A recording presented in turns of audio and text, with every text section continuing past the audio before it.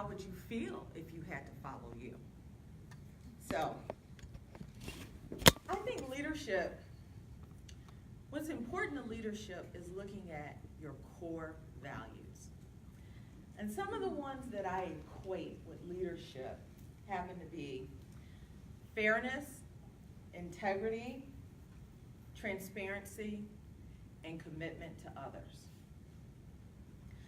I've had some good examples. I've had some really bad examples.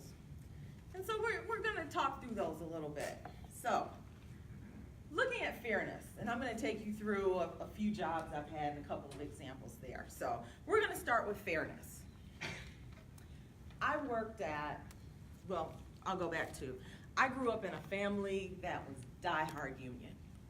My mom worked for the union, my dad worked for the union, my sister worked for the union. So needless to say, eventually, Joyce was going to work for the union. And which I did, probably early 20s, mid-20s or so. And I started out as a secretary. So we were in a bargaining unit. And I'm like, okay, this is great. And I worked for a joint program between one of the big three and the UAW. So you had a UAW boss and you had a Chrysler boss. I said the name. And then you had all the people that worked there, and you were the National Training Center staff. So I'm like, okay, great. I'm here. I'm working. I'm secretary. I'm doing my job, having a great time. Part of the OPEI union. I'm like, okay, well, they shouldn't be doing that. That violates the contract. And then I'm looking at, talking to other colleagues, and I'm like, they're like, Joyce, this is happening. I'm like, well, they can't do that. That violates the contract. And I'm like, wow, this is like just really crazy. So I'm like, I'm just one of the peons. I'm not, part of our union structure. I wasn't a steward. I wasn't anything like that. So then I said, well, it's time for you to become the steward because things aren't happening the way you want them to happen. So union meeting, I throw my hat in the ring and I run, and now I'm the union steward. Now I can get things done, so I thought. So, file my first grievance. And I'm like, hey. And they're like, no, we're going to shoot this down. So I go to my mom. I'm like, Mom, they're doing this. I said this to them. And she's like, oh, no. You approached it all wrong. So she sits down, she writes my grievance out for me again. I'm like, okay, and I go back in, and it's like, the union demands, and we want this. It's like, you're asking for things, and you can't ask for things, you have to demand them. And I'm like, oh, okay, this is a little better. So I did, and we started getting a few little places, and I'm like, all right, I'm liking this. I won a few and lost a few. But I was so taken aback because I'm like, how in the world is the UAW just out and out violating another union's contract? I grew up union. That's not what the union was about. I'm like, they shouldn't be doing this. But what I didn't realize in that instance, they were actually the bad guys. They were management. And people don't like management, but they were management. So I'm like, I had to put a different face on it. They're trying to get what they think is best for the company, and the union, our union, is trying to, get things for our people. So I'm like, okay. Contract negotiations come up. I want to be one of the lead negotiators. So I'm sitting at the table.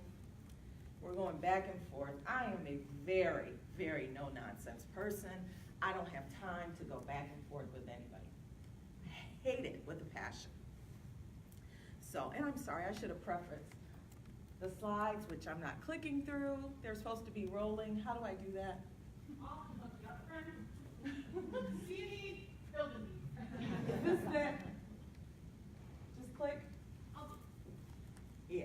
They're just supposed to roll. The slides are there for when you get bored and you get ready to fall asleep. Read the slides. They're just something on leadership. That way I think you're still paying attention to me. Okay. So So ignore me as I... So we're in contract negotiations and things are going very well.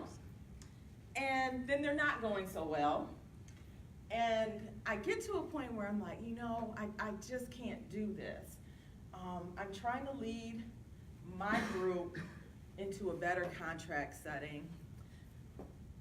I know you all don't want to give us this, but we've got to come to a compromise here. This is our bottom line. What's yours? So we got to stop going back and forth between all of this. So we get a fairly decent contract. It worked, but it still left such a taste in my mouth. I was actually an accounting major at the time at Detroit College of Business. Your roadie hands you that. Okay. Oh, you're good. You're just gonna read through those when you get bored. And so I'm like, I don't like what I'm seeing with the unfair treatment that we seem to be getting. So the next thing you know, I'm like, I'm changing my major.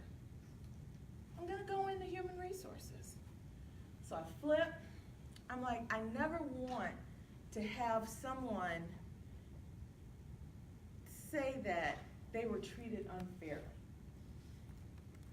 That's a big thing for me, and I look at that now in the position I'm in, and I really love it. I want people to feel like you cared about them. You cared enough to honor their rights, not beat them down, and just try and make a profit, because you're gonna make a profit if you treat your people well. That's what it's all about. So, fast forward, now contract negotiations are over. I get a phone call from the executive director. Hey, we got a position in management we want you to take. It's personnel assistant, back when they still called human resources personnel. Aging myself a little bit. So I'm like, really? He's like, yeah, hey, it's more money, you get an office. I'm like, get an office? Hey, so okay, I'm taking that. So, now I move out of the bargaining unit. I'm no longer on that side, so now it's us versus them on this side. Most stressful job I've ever had. Because now you want me to out and out violate their contract. No, that's not gonna happen. That's not the type of person I am. We're gonna do things a little differently.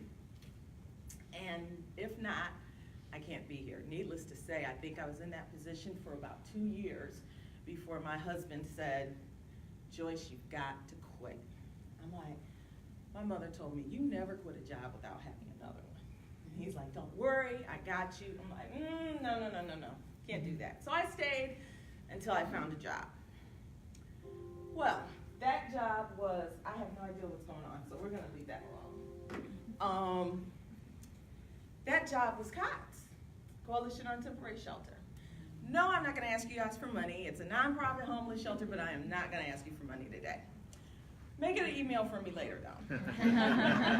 So, I get a call, they're like, come and interview.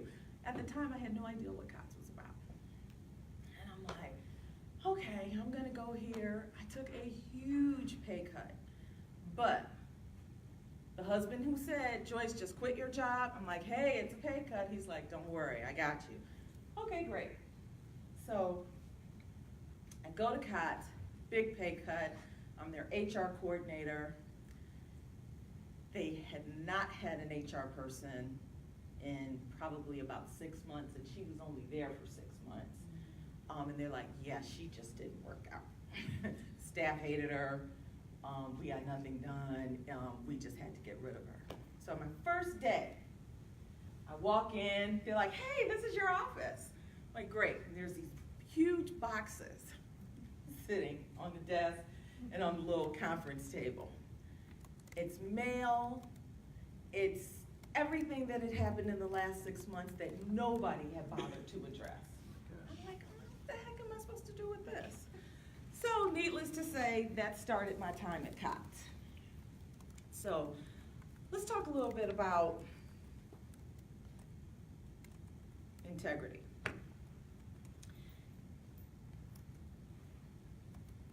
So, integrity,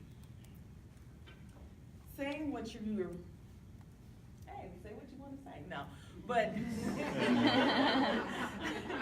it's saying whatever you say, you need to mean it. It's what you say about people when they're not in the room. It's what you do when nobody is looking. And that's just something that I live by. I never want anybody to feel like there's this false facade out there. So I make a point of always, when I have a conversation with someone, and this goes a little bit hand in hand with transparency, I want people to see who I am, know what I'm about. You know, sometimes it's about sharing a personal story. I had an employee who recently lost her fiance, and nobody knew really what to say to her. And they're like, they don't know, she's just in here, she's crying. So I went, had a conversation with her, I told her, I'm like, I lost my husband, 37, you're young. I'm like, of course, it's hard to deal with, but you're gonna get through it.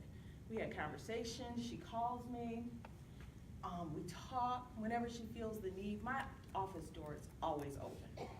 It's a lot harder for us now because we're in 4 different locations and HR's in a off-site, so I make a point of going to all the other areas. But people need to see who you are. You need to be transparent with them. You don't have to tell them everything. You don't have to tell them all your deep, dark secrets, but it helps them, it builds that trust. It builds a level of comfort with them so that when you are having those hard conversations, they're more prone to listen to you. They're more prone to say, you know what, I can go and have a conversation with Joyce. It's comfortable having a conversation with her. And people don't like HR. I have those times where I pick the phone up and I'll call a staff person. I say, ooh, can I see you in my office? And I had one person walk in the door and she was already crying. And I'm like, what, did something happen? Did somebody die? What? Tell me, what's wrong? And she's like, you wanted to see me. I'm like, oh my God. I wanted to see you to talk about a position